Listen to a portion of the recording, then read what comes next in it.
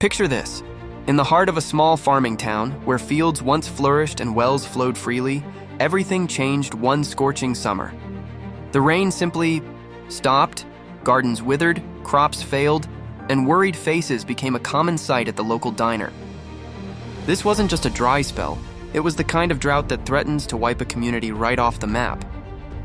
But sometimes hope comes from the most unexpected places. In this case, it came from Chen, a 14-year-old girl who spent more time tinkering in her garage than scrolling through social media. While the adults were busy arguing about water restrictions at town meetings, Sarah was quietly working on something extraordinary. You see, Sarah had always been different. While other kids got PlayStations for their birthdays, she asked for engineering kits. When her friends were watching Netflix, she was watching documentaries about renewable energy. And now, while everyone else was focusing on the problem, Sarah was laser-focused on finding a solution. Using nothing but recycled materials from the local junkyard, old solar panels, discarded cooling fans, and even parts from her brother's broken dehumidifier, Sarah began building something remarkable.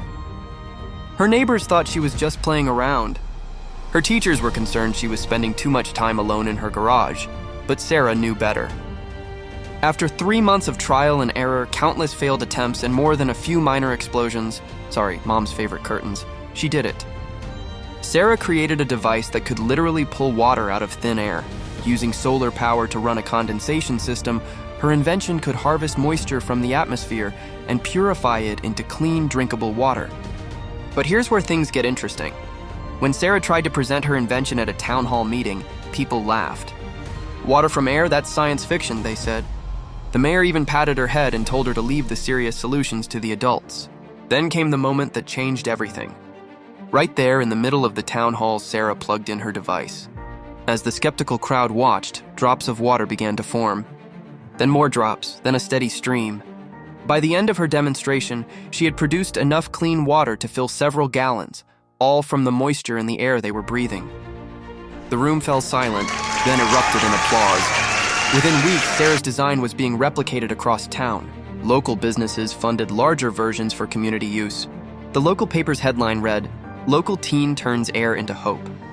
National news crews started showing up, and suddenly Sarah's invention wasn't just saving her town, it was inspiring similar solutions in drought-stricken communities across the country. But you know what the best part was? It wasn't the awards, the recognition, or even seeing her invention help so many people.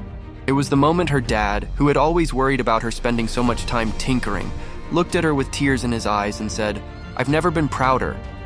This isn't just a story about a clever invention. It's about how some